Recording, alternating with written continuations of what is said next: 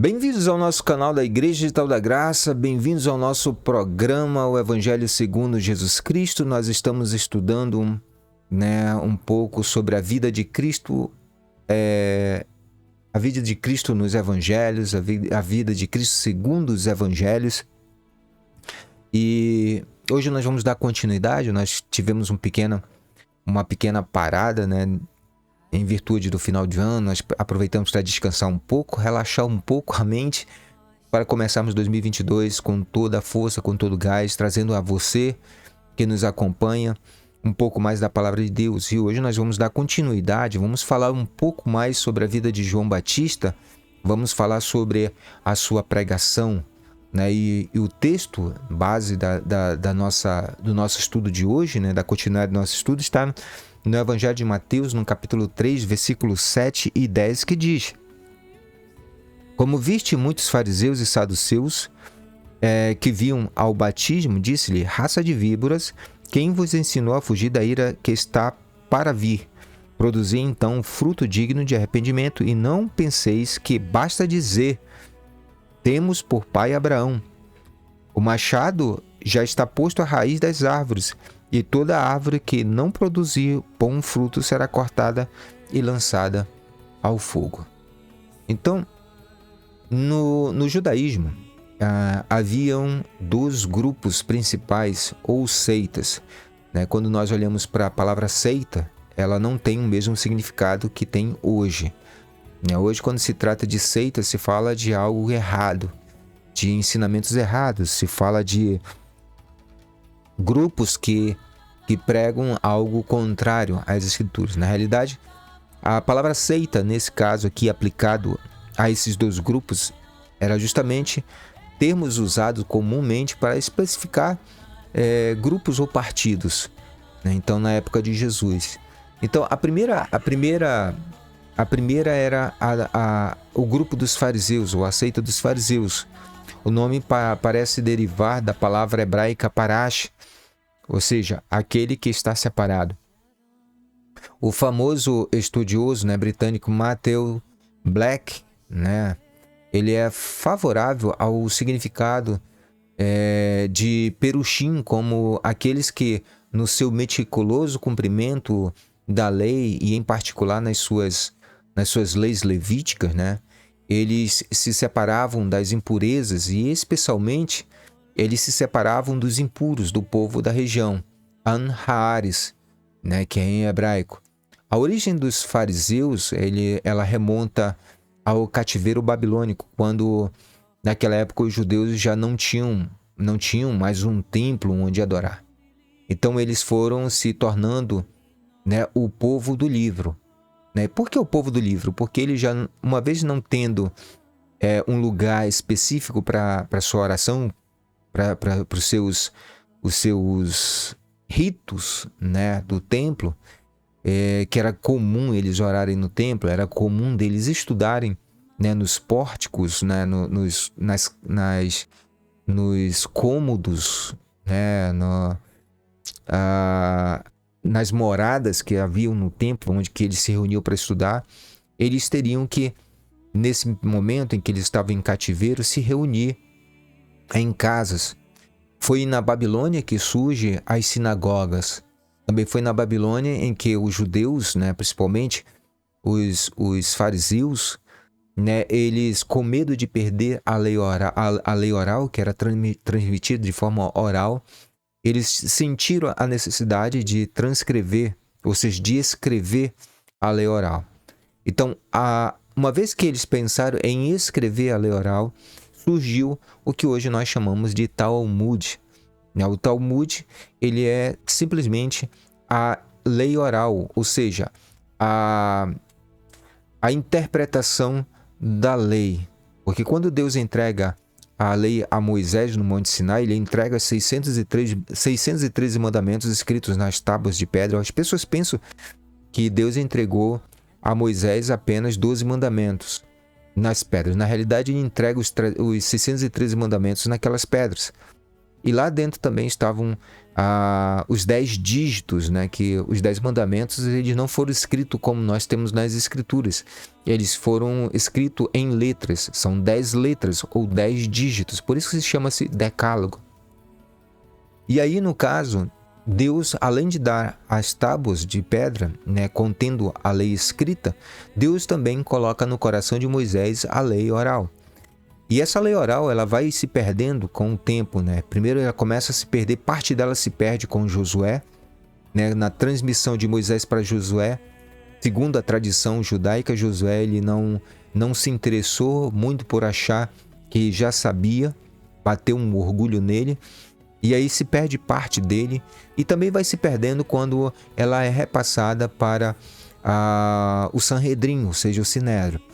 Então, os judeus, quando foram levados em cativeiro para a Babilônia, eles pensaram, vamos escrever a lei oral, vamos tornar a lei oral uma lei escrita para que não percamos, mas que preservemos dessa forma a interpretação da lei. Então, o povo passou a ser chamado de o povo do livro. A lei de Moisés, então, ela se torna o centro da vida religiosa. O estudo e o ensino da lei se tornaram a principal tarefa dos líderes religiosos. Isso nós podemos ver muito bem lá em Neemias, no capítulo 1, versículo 8, né? Quando a gente pode até verificar esse texto lá de Neemias. Vamos para Neemias.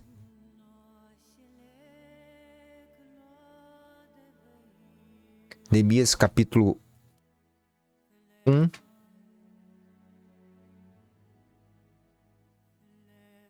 Neemias capítulo 1. Neemias capítulo 8. E no versículo 1 em diante. Diz assim a palavra de Deus. Todo o povo se reuniu como um só homem na praça situada defronte da porta das águas. Disseram ao escriba Esdras que trouxesse o livro da lei de Moisés, que o Eterno havia escrito para Israel. Então o sacerdote Esdras trouxe a lei diante da assembleia, que se compunha de homens, mulheres e de todos os que tinham o uso da razão. Era o primeiro dia do 7º mês. Na praça situada diante da porta das águas, ele leu o livro desde a aurora até o meio-dia, ou seja, desde o amanhecer até o meio-dia, na presença dos homens, das mulheres e dos que tinham o uso da razão. Todo o povo ouvia atentamente a leitura do livro da lei. O escriba Esdras estava sobre um estrado de madeira, construído para a ocasião. Perto dele estavam à sua direita Matatias, Sema, Anias, Urias, Eucias, Maacias, e à sua esquerda Fadaias, Misael, Melquias, Hassum, Hasbandana, Zacarias e Mossolam. Esdras abriu o livro à vista de todo o povo, pois ele dominava todo o povo. E quando ele abriu, todo o povo se pôs de pé. Então Esdras bendisse ao Eterno, o grande Deus. Todo o povo, com as mãos erguidas, respondeu: Amém, Amém. E depois se inclinaram e se prostraram diante do Eterno, com o rosto em terra. Josué, Bani, Serebias, Jamim, Acube, Sabatai, Odias, Maacias, Selita, Azarias, Josabade, Anã, Falaías, que eram levitas, explicaram a lei ao povo, enquanto o povo estava de pé. E Esdras leu o livro da lei de Deus, traduzindo e dando sentido. Assim podia-se compreender a leitura. Observe que aqui, quando foi celebrado a festa dos tabernáculos, né, quando o povo estava lá reunido, quando foi encontrado o livro né, da lei, e o povo teve a oportunidade novamente de poder ouvir ser anunciado o livro da lei para eles, né? Eles não apenas receberam a leitura da Torá, da lei escrita, mas também eles tiveram a oportunidade de ouvir um pouco também da Torá oral. Quando nós lemos aqui no versículo 8, onde Esdras leu o livro da lei de Deus, traduziu e dando o sentido, assim o povo, assim podia se compreender a leitura, né? Além dele traduzir, porque ali havia várias pessoas do povo de Israel que provavelmente perderam um pouco da identidade da sua nação por causa da língua, mas naquele momento eles estavam recebendo não apenas a lei escrita, mas também a lei oral, a interpretação. Então, durante o período macabeu, né, os Hassidim, ou devotos, procuraram manter a pureza da religião judaica contra as invasões do helenismo pagão. Desse movimento de leigos puritanos surgiram os fariseus. Joséfo, um estudioso, né, um pesquisador, diz que na época de Herodes o Grande, eles chegaram à totalidade de mais de 6.000 pessoas. Os saduceus eram a segunda seita principal dos judeus, né? Eles eram um grupo sacerdotal e aristocráticos, né? Enquanto os fariseus eles ensinavam nas sinagogas por todas as partes, né? Os saduceus não, eles mantinham o controle do templo de Jerusalém, né? E aí nós podemos muito bem lembrar lá de Atos capítulo 4 e no capítulo 5, versículo 7. Então é comum pensar que a palavra ela deriva de Zadok. Ele foi indicado como sumo sacerdote por Salomão lá em 1 Reis, capítulo 2, versículo 35, em substituição a Abiatar, que tinha se unido à rebelião de Adonias, né? Com essa rebelião de Abiatar, né, que era o sumo sacerdote, então Salomão ele transforma Zadok, né? E Zadok assim se torna o ancestral de uma seção de sacerdote, uma sucessão de sacerdote em Jerusalém.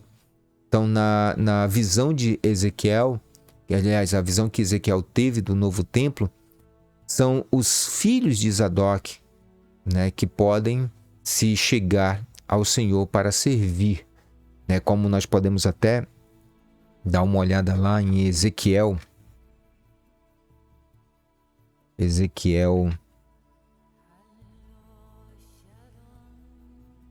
Vamos ver aqui. Ezequiel no capítulo 40, no versículo 46, nós temos Ezequiel no capítulo 40, versículo 46, está aqui. Enquanto a câmara que faz face para o norte pertence aos sacerdotes que fazem o serviço do altar, são eles os filhos de Zadok, né, os quais, dentre os filhos de Levi, se aproximam do Eterno para o servir. Então, os saduceus, né, dentro da tradição, eles têm essa ligação, né, com Zadok, né, com Sadoc, né? Então, a primeira menção, né, a menção a esses, né, a eles, aos saduceus, aparece justamente na época de João Hircano, que reinou entre 135 a 104 a.C. E Joséfo escreve que havia um Jonatas, um grande amigo de Hircano, mas da seita dos saduceus, cujas noções eram bastante contrárias àqueles dos fariseus. Então é importante notar que, enquanto os fariseus eles são mencionados mais de 100 vezes no Novo Testamento, né, a palavra saduceu ela aparece apenas 14 vezes. Né? Então, isso porque, segundo o Flávio Joséfo, né, os fariseus eles eram muito mais populares entre o povo do que os saduceus. Talvez isso seja porque, como os fariseus eles eram habilidosos com as Sagradas Escrituras, eles eram habilidosos com a Torá, eles compreendiam muito bem, tinham uma interpretação maravilhosa acerca da palavra de Deus, tanto é que Jesus, o próprio Cristo, ele faz um elogio e ao mesmo tempo uma crítica aos fariseus, né, aos doutores da lei, os mestres, que ele diz, olha, ouvi tudo que eles falam, ouvi tudo que eles ensinam e retenho, porque o que eles falam é correto, é certo. Mas a repreensão que Cristo faz a eles é justamente na questão da atitude. E Cristo ele diz, olha, vocês podem fazer tudo o que eles estão lhes ensinando, mas não façam o que eles fazem.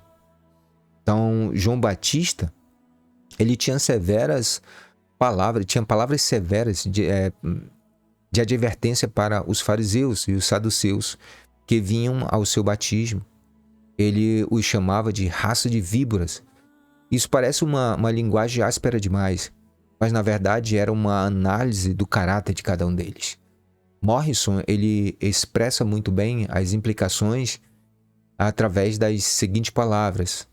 Ele diz o seguinte, ele enxergava o interior deles de uma maneira impossível para os homens comuns e lia o que estava no âmago dos seus corações. Ele via o elemento rastejante que perfura até o pó. Ele via o elemento moralmente insidioso.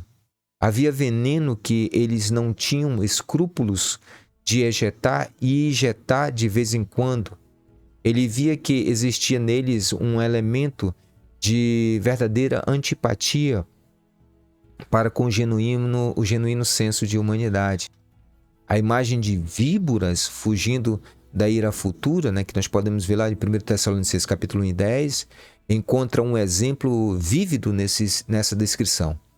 Como um fogo do deserto onde a grama doirada e os espinhos nas regiões mais férteis irão arder por quilômetros e os répteis impuros irão rastejar para fora das suas tocas ante o seu calor.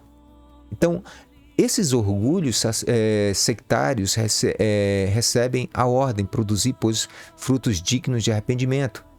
Façam coisas que mostrem de fato que vocês se arrependeram dos seus pecados. O verdadeiro arrependimento sempre se manifesta na mudança do modo de vida, de como vemos o mundo, de como nos relacionamos com ele e também com as pessoas. João podia sentir a reação dos seus ouvintes. Temos por pai Abraão.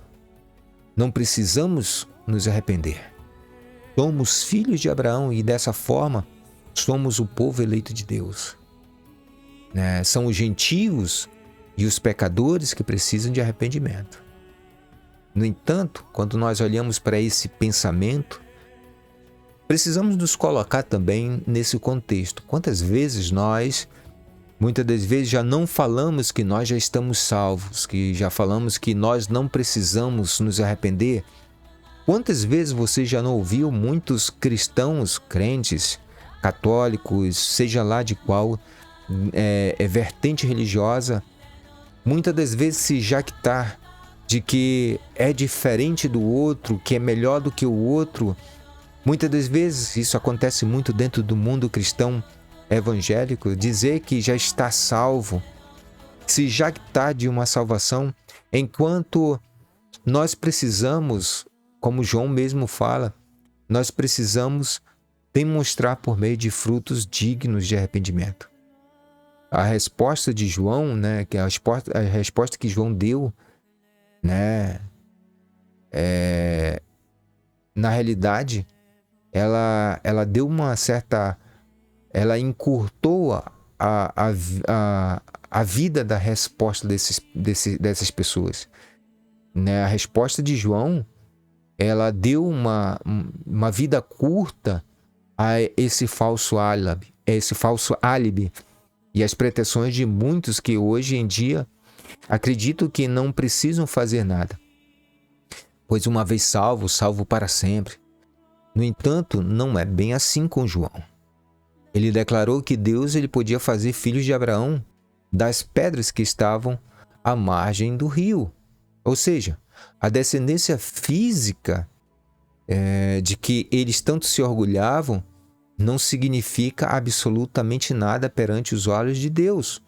Tudo está no nível material, como as pedras. Ao mesmo tempo que esta afirmativa de João reforça ainda mais a sua ligação com a profecia de Isaías no capítulo 40, versículo 3, onde temos: voz do que clama no deserto, preparai o caminho do Senhor, endireitai-o no ermo, vereda ao nosso Deus. Todo vale será exaltado, e todo monte e todo outeiro serão abatidos. E o que está torcido se endireitará, e o que é áspero se aplanará. O nivelamento ele começa com a elevação dos vales, ou seja, dos pecadores, e o abatimento dos soberbos e orgulhosos que se julgam melhores e maiores do que estes. Isso se repete nas palavras de Cristo, em Lucas, no capítulo 13, versículo 1 a 5, que diz: e naquele mesmo tempo estavam presentes ali alguns que lhe falavam dos galileus cujo sangue Pilatos tinha misturado com os seus sacrifícios. E respondendo Jesus, ele disse: cuidai vós que esses galileus foram mais pecadores do que todos os galileus por terem padecido tais coisas? Não vos digo. Antes, se vos não arrependerdes, todos de igual modo perecereis. E aqueles 18 sobre os quais caiu a torre de Siloé, e os matou, cuidais que foram mais culpados do que todos quantos homens habitam em Jerusalém? Não. Vos digo antes, se vós não arrependerdes, todos de igual modo perecereis. Assim, a mensagem de João é que Deus ele exige de cada um de nós um caráter moral. Jesus ele repudiava o raciocínio materialista dos líderes judeus nesse assunto. E um exemplo está em João 8:33 a 39. O apóstolo Paulo ele declara que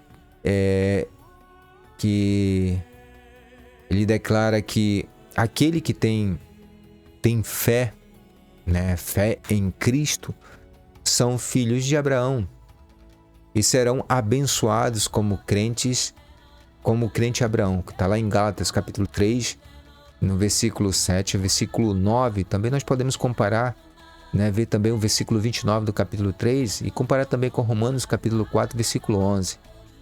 Então, a afirmação que está posto o machado à raiz das árvores pode ser facilmente interpretada como significando que o machado já estava atingindo as árvores junto às suas raízes.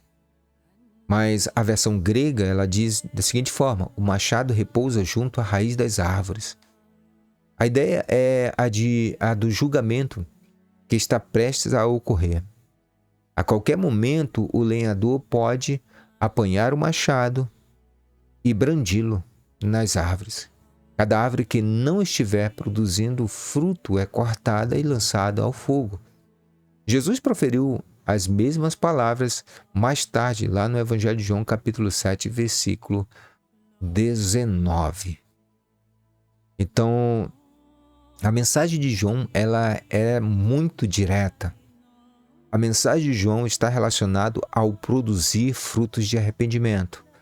E mais tarde nós vamos ver essa mensagem ser replicada por Cristo. Como nós falamos lá no Evangelho de João capítulo 7, e também nós vamos ver Jesus falar acerca disso no Evangelho de João no capítulo 15. Então a mensagem de João também serve para os dias de hoje. Muitos religiosos que hoje julgam estarem salvos, mas que os seus atos, que seus frutos não condizem com aquilo que pregam, com aquilo que falam, mas testificam contra eles próprios de que eles não estão vivendo a graça, não estão vivendo o Evangelho. A mensagem de João para os dias de hoje é justamente produzir frutos de arrependimento. Então, tanto eu como você devemos produzir esses frutos de arrependimento. Então, que Deus abençoe a todos. Se você gostou, compartilhe, comente. Vamos levar essa mensagem a outras pessoas que precisam ouvir. Se você gostou e não faz parte ainda da nossa comunidade, aqui na Igreja Digital da Graça no Facebook, a Igreja Digital da Graça ela não é uma organização religiosa, não é uma instituição religiosa, é um ambiente onde que nós criamos para levar um pouco da palavra de Deus, levar um pouco de esclarecimento acima das Escrituras, levar uma meditação aos corações que buscam um conforto e um refrigério.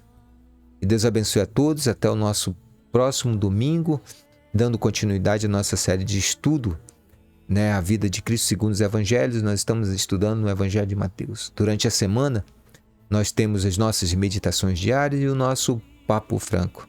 Que Deus abençoe a todos e que tenham todos uma ótima semana. Fiquem com Deus e até a próxima.